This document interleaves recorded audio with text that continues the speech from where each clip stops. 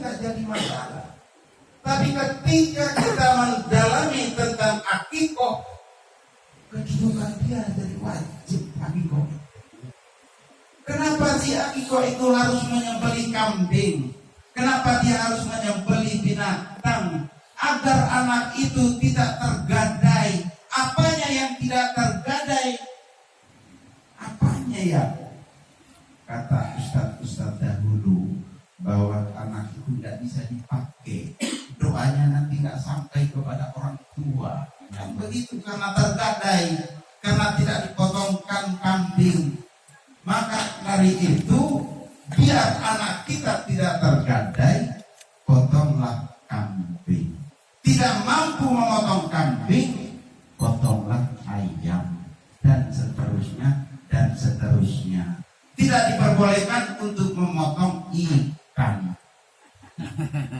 Kalau tidak mampu juga, jangan sampai beli ayam yang sudah dipotong di pasar itu, kita selamatkan atas nama syukuran akikoh. Nggak boleh. Karena itu harus ada yang dipotong itu. Kenapa harus ada yang dipotong? Inilah kita mau masuk. Bukan dia sekedar sunnah muakkad, tapi dia juga adalah wajib agar anak itu tidak tergadai. Kalau kita memotong kambing, kita memotong binatang, kenapa sih? Karena manusia itu pada dasarnya al-insanu hayawanun nabi. Manusia itu sama dengan binatang. Kata Al-Quran, ulaika kal an'am bal hum adall. Mereka itu bagaikan binatang ternak, bahkan bal hum adall, lebih hina dari binatang ternak.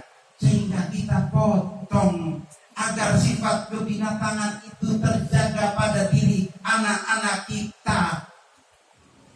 Maka akikoh itu jadi wajib.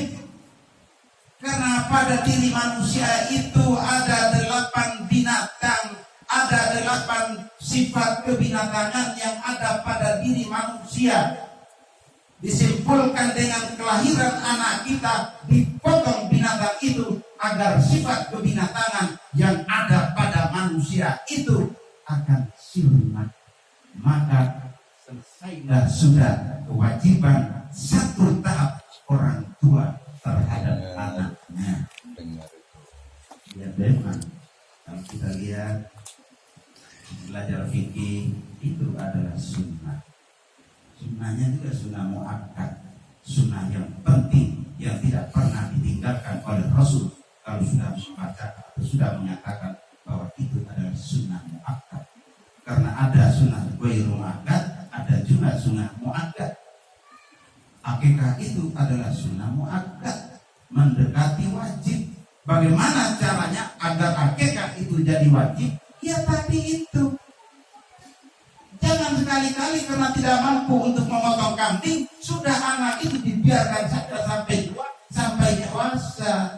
Maka dalam satu riwayat, Rasulullah sadar bahwa saya ini tidak pernah diakikahkan oleh orang tua saya, maka saya mengakikahkan diri saya sendiri. Entah umur berapa, enggak ngerti. Rasulullah itulah sadar Rasulullah. Agar apa? Agar itu adalah simbol untuk menghabiskan sifat kebinatangan yang ada pada manusia. Karena Allah katakan bahwa manusia itu dimisalkan 8 binatang yang ada pada diri manusia. Itu Al-Quran. Ini Al-Quran yang berbicara bahwa di dalam diri manusia itu ada 8 sifat kebinatangan. Ada namanya sifat macam. Macam itu pokoknya nggak tahu menahu. Itu anak kambing siapa, itu dibesarkan oleh siapa. Ketika dia lapar, dia hantam anak itu. Artinya halal haram hantam. Itu salah satu sifat kebinatangan yang ada pada manusia. Itu nomor 1. Nomor 8-nya Allah memisalkan manusia itu seperti nyamuk. Kalau saya beberkan 1 per 1, 2, 3 sampai 8, sampai jam 12. Capek saya bapak-bapak yang enak ngerokok, enak makan kue, enak minum. Saya ini yang kehabisan suara ini. Enak bener bapak. Iya pak. Sebentar lagi, sebentar singkat saja ini. Yang nomor 8 itu 1, 2, 3 sampai 7 kita lewati. Saya jelaskan 1 sampai 8 saja atau 1 ke 8. 8 itu Allah memisalkan manusia itu seperti nyamuk.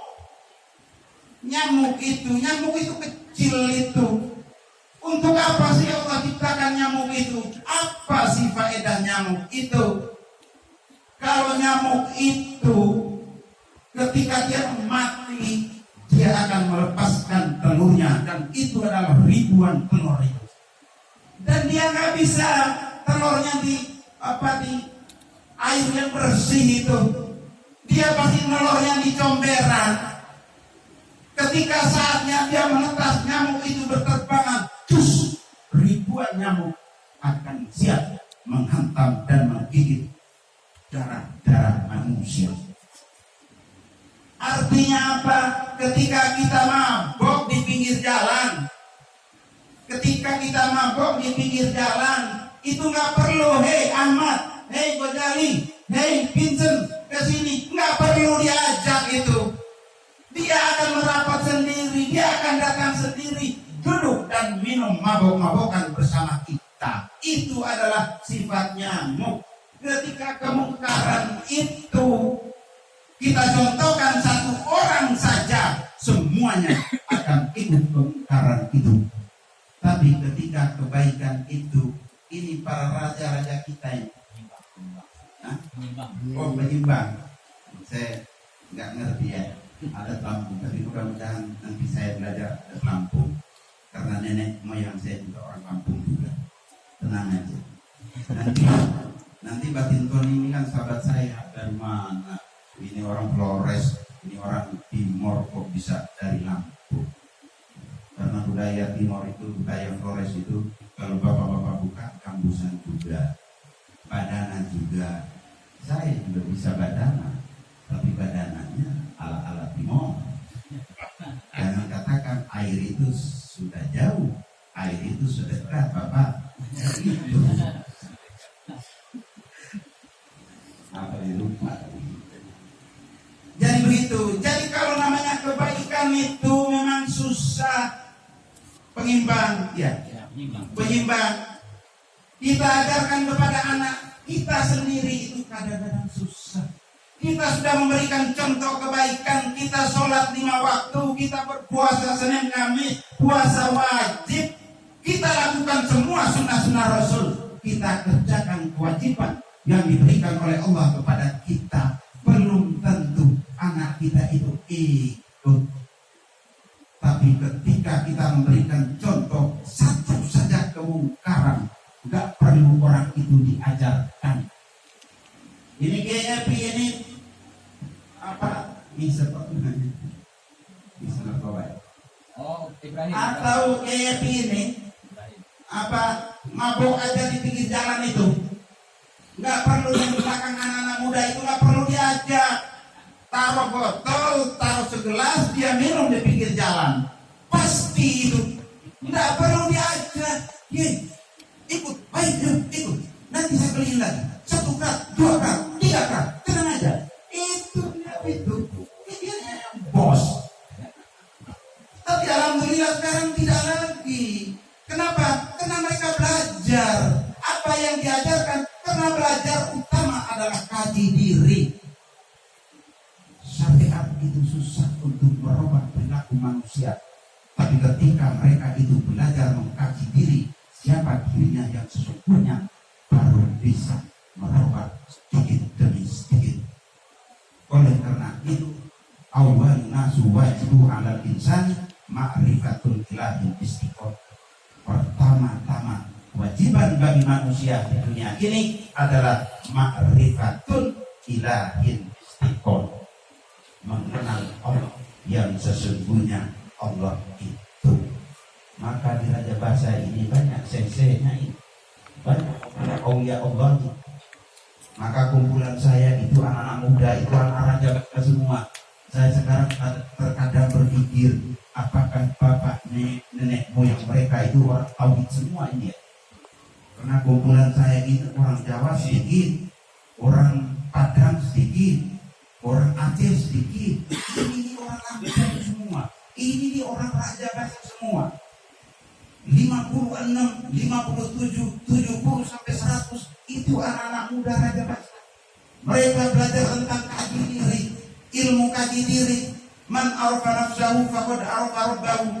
Barang siapa mengenal dirinya, maka dia akan mengenal Tuhannya. Apa untuk mengenal Tuhan? Kita mengenal Tuhan dengan lewat apa? Lewat diri itulah.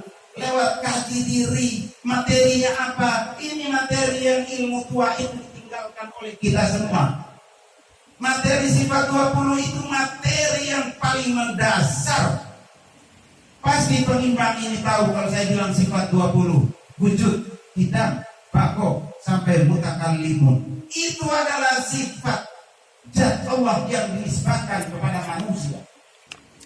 Ketika mereka belajar itu, apapun hebat kemungkaran yang dikerjakan, sedikit demi sedikit pasti akan putus. Sekalipun mereka tadinya narkoba berat, sekalipun mereka jadi preman kelas kakap, ketika dia belajar tentang kaji diri, siapa diri yang sesungguhnya, sedikit demi sedikit dia akan sadar. Maka ilmu ini adalah ilmu tua, dianggap remeh, maka ditinggalkan oleh generasi-generasi milenium. Generasi-generasi now, mereka tinggalkan sifat 20. Saya yakin, saya berhadapan dengan penimbang, mereka tahu benar tentang sifat 20 itu. Apa wujud? Wujud itu ada. Allah itu tidak boleh goib. Allah itu harus ada. Begitu kalau kita mau belajar ini. Karena ini sudah ngomong tauhid ini. Allah itu nggak boleh goib ini. Kalau kita merasakan sholat Allahu Akbar, Allah masih goib, kita harus belajar. Belajar apa? Belajar kaji diri. Apa materinya? Sifat 20 itu. Wujud sampai mutakallim. Itu tentang siapa dirimu yang sesungguhnya. Andaikan engkau tahu dirimu yang sesungguhnya, pasti meneteslah air matamu. Mungkin bisa 1 ember, bisa 2 truk. Kalau andaikan engkau tahu. Tapi karena kenapa kita nggak ngerti? Karena kita nggak belajar. Sehingga tidak sadar-sadar kita melangkahkan kaki, mengayunkan tangan, menghembuskan napas kita dalam keseharian. Kita tidak sadar siapa diri kita yang sesungguhnya. Apakah diri kita atau siapakah diri kita? Oleh karena itu, untuk mengakhiri tausiah yang singkat ini, alhamdulillah Al-Fatihah telah dikirimkan untuk khusus untuk anak kita Saguira Zahia Azwa, dan telah diberi nama, dan nama itu telah tercatat di Lauhul Mahfuz. Amin. Kenapa harus dikasih nama dan nama itu dicatat di Lauhul Mahfuz?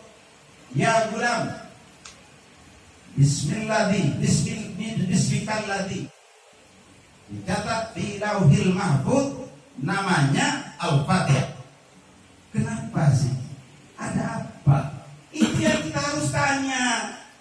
Kenapa namanya itu harus dicatatkan, disematkan pada pagi hari ini dan akan dicatat oleh malaikat di Lauhul Mahfuz? Karena kalau belum dikasih itu, namanya itu tidak ada. Karena kita semua itu, nama kita itu ada namanya di surga itu, di alam itu, namanya Syajaratul Yakin. Sebuah pohon yang maha besar, tidak ada ujungnya. Daun-daunnya itu tertulis nama kita semua. Maka ketika nama itu disematkan pada pagi hari ini, secara otomatis namanya telah tercatat di Syajaratul Yakin, di pohon itu. Ketika pohon itu jatuh keprak, malaikat itu lihat siapa namanya. Oh, namanya Ahmad. Ada nggak namanya amat di sini? Nggak ada ya. Alhamdulillah.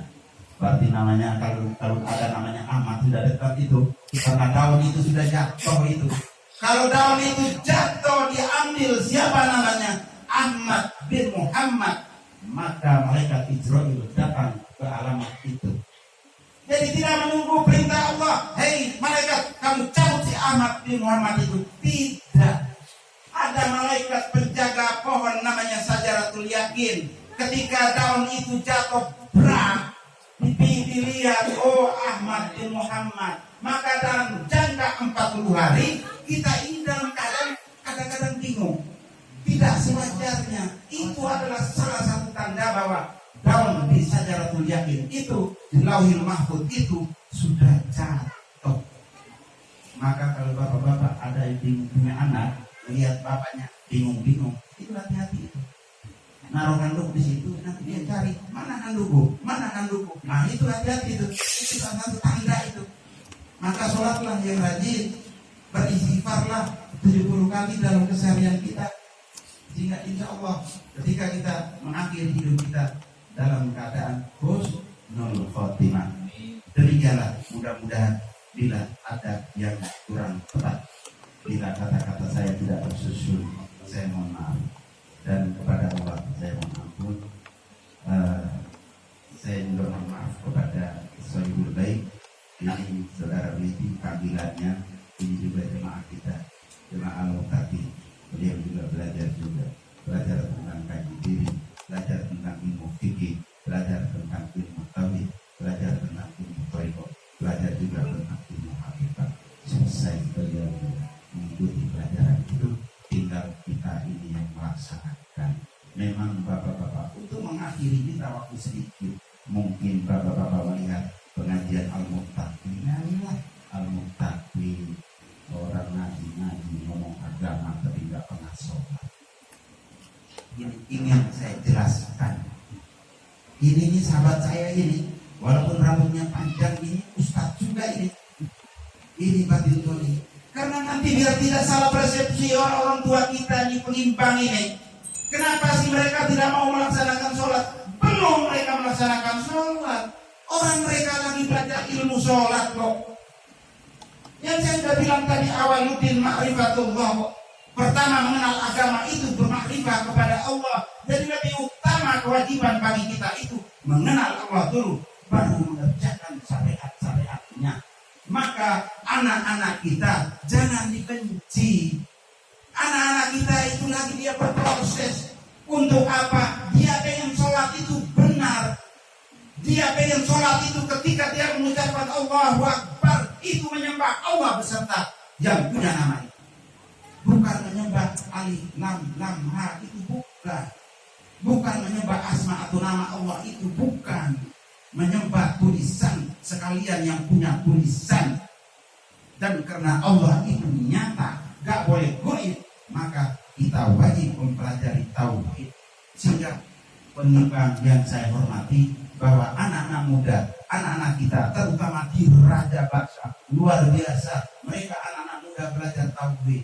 Jangan dituntut untuk mengerjakan sholat dulu. Insya Allah saya katakan pada pagi hari ini, saatnya nanti pengimbang akan melihat betapa dahsyatnya mereka akan melakukan syariat yang diajarkan oleh Rasulullah Sallallahu Alaihi Wasallam. Di orang sedang berproses, jangan diterca dulu lah.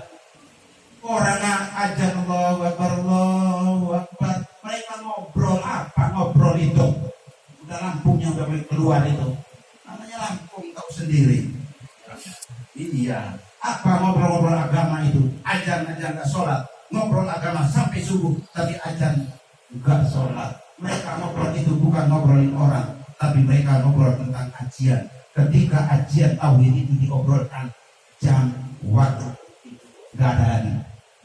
Tidak terasa tahu-tahu subuh, as-sholatu khairun minan naum. As-sholatu khairun minan naum. Oleh karena itu, sekali lagi pengimbang yang saya hormati, jangan menjerjah, karena mereka sembari atau selagi menuntut pengetahuan, namanya pengetahuan tua atau pengetahuan tauhid. Mudah-mudahan kita berdoa bahwa kita semua yang berada di sini dirahmati oleh Allah Subhanahu Subhanahu wa taala diberikan kesehatan selalu, corona agak jauh dari kita, jangan sampai corona datang sehingga akidah kita buyar semua. Mudah-mudahan kita berdoa bahwa namanya corona, namanya virus, namanya musibah dijauhkan oleh Allah Subhanahu wa taala dan didatangkan rahmat Allah Subhanahu wa taala. Demikianlah, bila ada salah saya mohon maaf dan kepada Allah saya mohon ampun.